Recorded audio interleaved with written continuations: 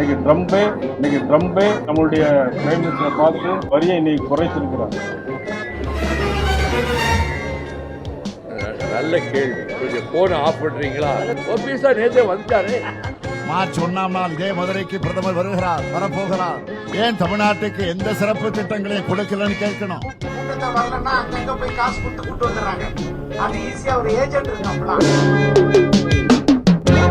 முதல் தடவையா திமுக கூட்டணி கட்சிகளுடைய தலைவர்கள்லாம் ஒரே மேடையில, அதே மாதிரி நாம் தமிழர் கட்சியுடைய 234 தொகுதி வேட்பாளர்களும் ஒரே மேடையில வந்திருக்காங்க. பார்க்கலாமா? வெல்கம் டு பாலிடிக்ஸ் பேசலாங்க.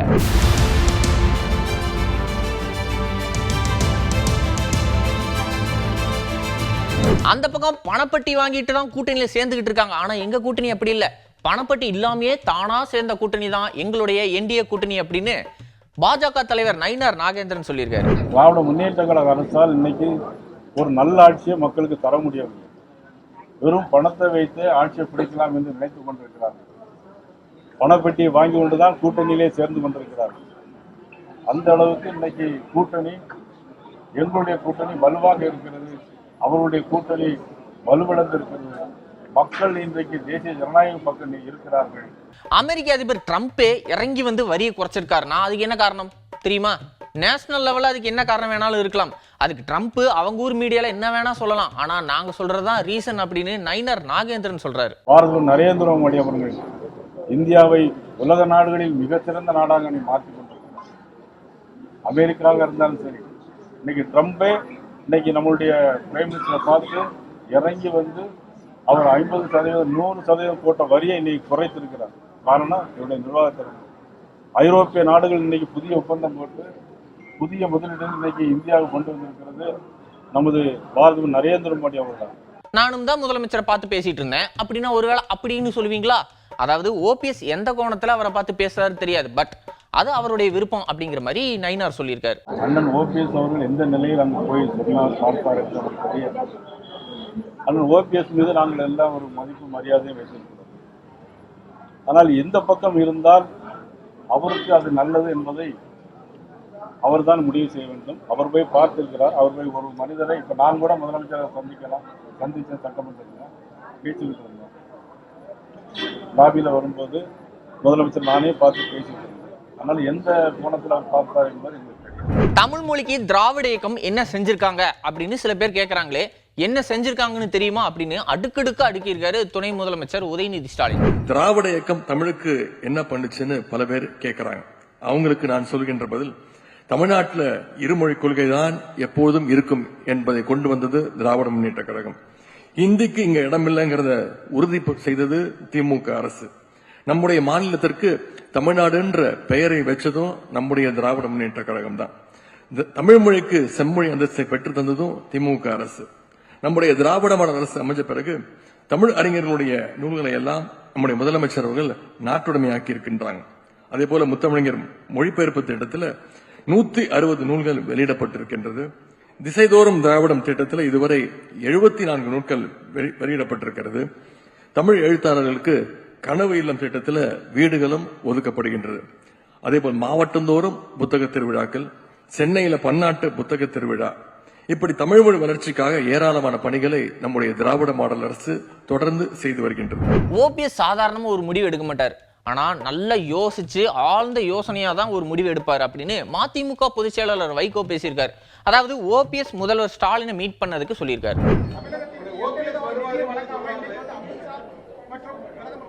அவர் சொல்லிட்டு அவர் சொல்றாரு.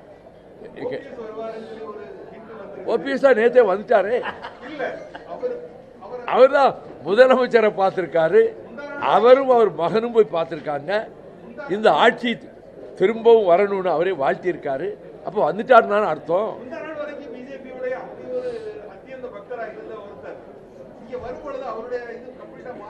யாருக்கும் தெரியாத ஞானோதயம் அவருக்கு கிடைச்சிருக்கும், எனக்கு தெரியாது இல்ல.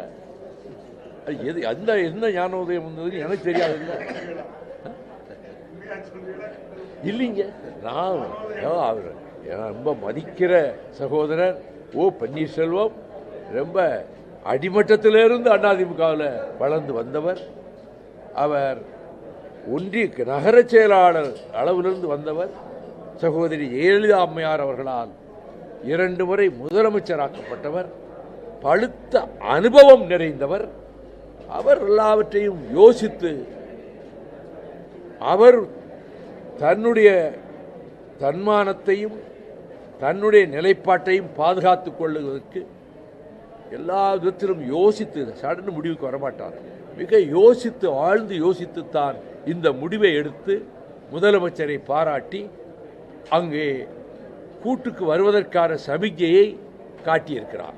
நல்ல கேள்வி. பட் என் பின்னாடி ஒரு ஃபோன் டிஸ்டர்ப் பண்ணிட்டு இருக்கு, அந்த ஃபோனை ஃபர்ஸ்ட் ஆஃப் பண்றீங்களா அப்படின்னு கேட்டுட்டு அப்ப இருந்த பாஜகவுக்கும் இப்ப இருந்த பாஜகவுக்கும் என்னென்ன டிஃபரன்ஸ் அப்படின்னு சொல்லியிருக்காரு. வாஜ்பாயோட நெருங்கிய நண்பரா அரசியலுக்கு அப்பாற்பட்டு வளம் வந்தவர் நீங்க. அப்ப இருந்த பாஜக இப்ப இருக்க பாஜக என்ன வித்தியாசத்தை பாக்குறீங்க? நல்ல கேள்வி. கொஞ்சம் போனை ஆஃப் பண்றீங்களா?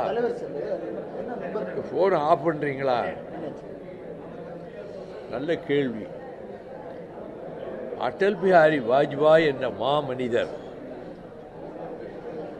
தமிழக இந்திய அரசியலில் நான் மதிக்கின்ற மிகச்சிறந்த தலைவர்களில் ஒருவர்.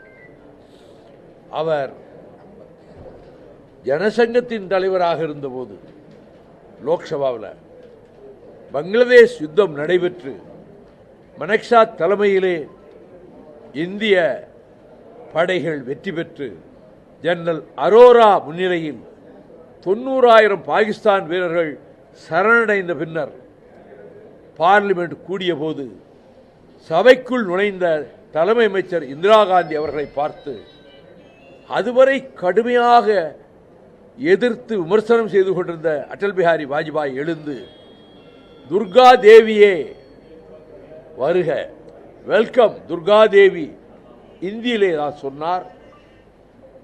நாங்கள் எல்லோரும் உங்களை வணங்கி வரவேற்கிறோம் சொன்னார். அவ்வளவு அரசியல் பக்குவம் நிறைந்தவர்.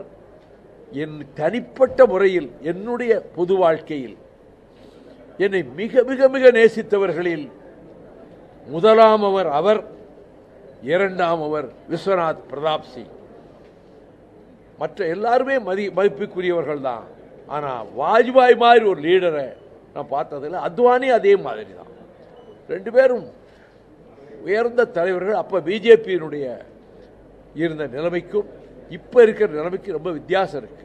பிரதமர் மோடி குஜராத்ல முதலமைச்சராக இருக்கும்போது ஒரு ஜீவோ போட்டார். அதை எதிர்த்து அப்போதைய பிரதமர் கிட்ட நேரடியா போய் என்ன நடக்குது, எப்படி இதை கேள்வி கேட்காம இருக்கீங்களே அப்படின்னு வைகோ கேட்டிருக்காரு. அதுக்கு அப்போதைய பிரதமர் என்ன பண்ணியிருக்காரு தெரியுமா? குஜராத்தில் அரசு ஊழியர்கள் எல்லோரும் ஆர்எஸ்எஸ் ட்ரைனிங் பண்ணணும்னு மோடி ஒரு ஜீவோ போட்டார்.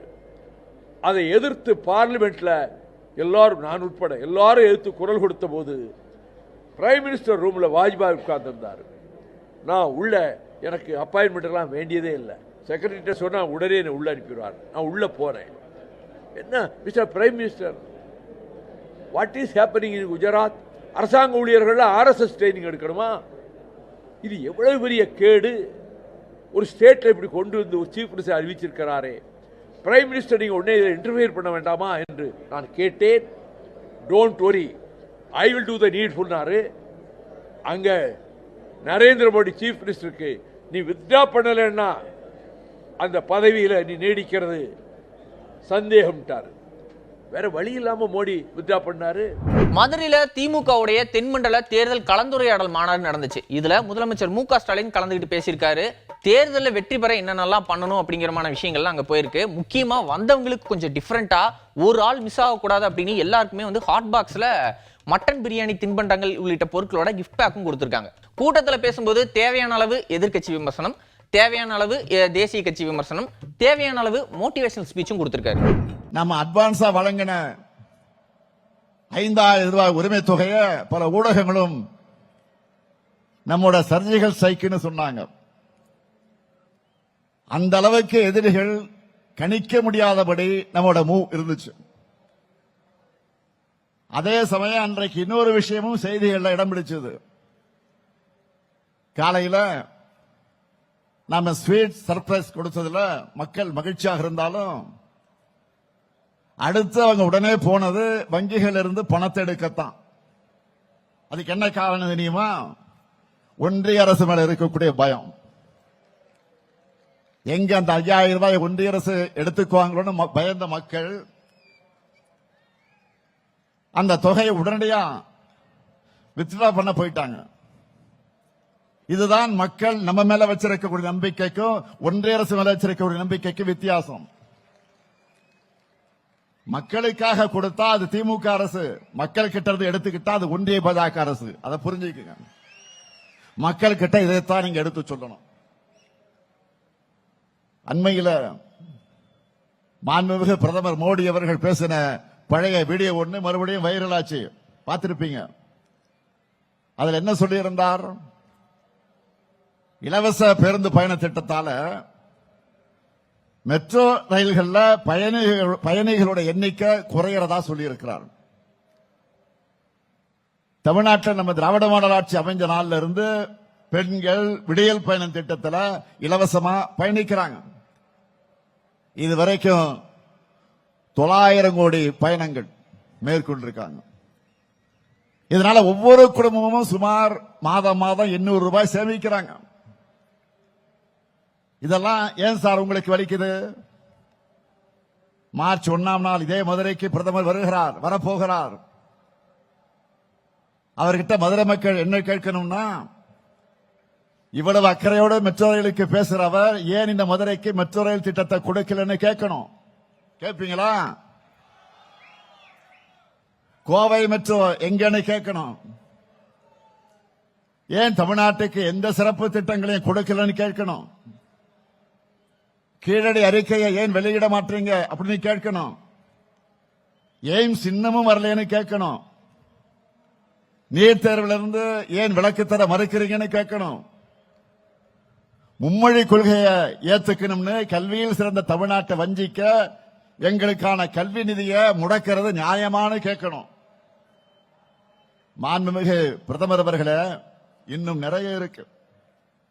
அதையெல்லாம் மக்கள் கேட்க காத்திருக்காங்க. நியாயமா? எதிர்க்கட்சி தலைவர் பழனிசாமி அவர்கள் தமிழ்நாட்டோட உரிமைகளுக்காக குரல் கொடுத்திருக்கணும். ஆனா கோரிக்கையா கூட இதையெல்லாம் கேட்க துணிச்சல் இல்லாத துரோகியா அவர் மாறிட்டார். ஆனா நாம் பழனிசாமி மாதிரி பயந்தாங்குழி இல்ல.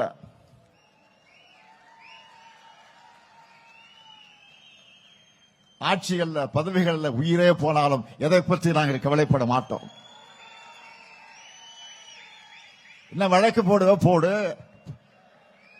நாங்கள் பார்க்காத மிசாவா, நாங்கள் பார்க்காத தடாவா? நாம் தமிழர் கட்சியினுடைய பிரம்மாண்டமான மாநாடு திருச்சியில இன்னைக்கு நடந்துச்சு. மொத்தம் தமிழ்நாட்டில் இருக்க 234 தொகுதிகளுக்கும் வேட்பாளர்களை அந்த கட்சியுடைய ஒருங்கிணைப்பாளர் சீமான் அறிமுகப்படுத்தியிருக்கார். சினிமால சூப்பர் ஸ்டார் ரஜினிகாந்த் கூடயும் அரசியல்ல மு.க. ஸ்டாலின் கூடயும் கைகோர்த்த உலகநாயகன் தன்னுடைய மக்கள் நீதி மய்யம் கட்சி சார்பா மறவோம் அப்படின்னு ஒரு நிகழ்ச்சி நடத்தியிருக்காரு. அதுல பாத்தீங்கன்னா திமுகவுடைய எல்லா கூட்டணி கட்சி தலைவர்களும் கலந்துகிட்டாங்க. இதுதான் அந்த முதல் மேடை. தாவேக தலைவர் விஜய் பங்கேற்கிற கூட்டம் வேலூர்ல நடக்குது. முதல் தடவையா இந்த கூட்டத்துக்கு அந்த ஊர் நிர்வாகிகள் ஜெர்மன் செட் போட்டு நடத்துறாங்க. வெயில நிக்கிறாங்களா, அதனால தொண்டர்கள் பாதிக்கப்படுறாங்க அப்படின்னு ஏற்கனவே நிறைய சர்ச்சைகள் வந்திருக்கு. இப்ப என்னன்னா, இந்த கூட்டம் நடக்கிற இடத்துல வாலண்டியர்ஸ் வச்சு மீட்டிங் நடந்திருக்கு. நம்மளுடைய நோக்கம் எப்படி கேட்டீங்கன்னா, வர்ற நிர்வாகிகள் இந்த நிகழ்ச்சி சிறப்பா நடக்கணும், அதுக்கு நம்ம உறுதுணையா இருக்கணும் இல்லையா? நம்ம நோக்கம் அதுதான். இன்னொரு விஷயம் கேட்டுங்க, நம்ம வேலூர்ல தான் முதல் இந்த மாதிரி ஜெர்மன் செட் போட்டு அரேஞ்ச் பண்ணி ஒரு ப்ரோக்ராம் ஸ்டார்ட் பண்றோம். இனிமேல் இது வேலூர் மாடலா மாறிடும். எப்படி வேலூர் மாடலா இருக்கும். அது மட்டும் இல்லாம வேலூர்ல இருக்கிற வாலண்டியர்ஸ் தன்னார்வ தொண்டர்கள் கொடுக்க கூடாது. நம்ம எந்த வேலை செஞ்சாலும் சிறப்பா செய்யணும்.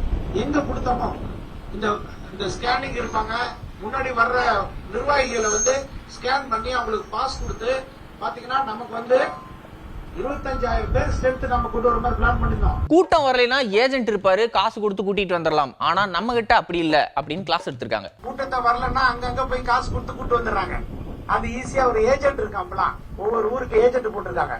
அந்த ஏஜென்ட் பணம் கொடுத்துன்னு வச்சுங்களேன், 100 லேடிஸ் கூட்டு வந்துருவாரு, 100 ஜென்ட்ஸ் கூட்டு வந்துருவாரு. அவங்களுக்கு சாப்பாடு எல்லா செலவும் அவரு, எல்லா டிரான்ஸ்போர்ட் கோட்டர் வாங்கி தரது எல்லாம் அவர் பார்த்துப்பாரு. அது ஈஸியா போச்சு. இன்னைக்கு மாதிரி நாளைக்கும் யாரெல்லாம் அரசியல் பேசுறாங்க, அதாவது பாலிடிக்ஸ் பேசுறாங்க அப்படிங்கறத அடுத்த எபிசோட்ல பார்க்கலாம். அதுவரை நன்றி, வணக்கம்.